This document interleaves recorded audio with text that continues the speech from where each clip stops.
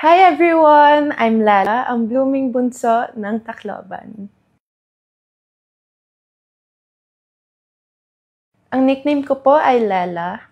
Ang full name ko po ay Carmela po talaga.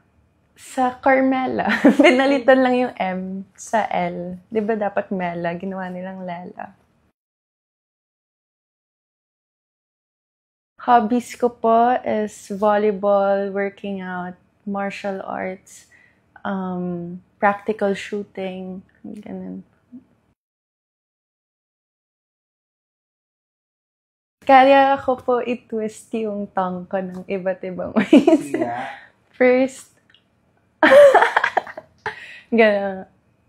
Gano'n.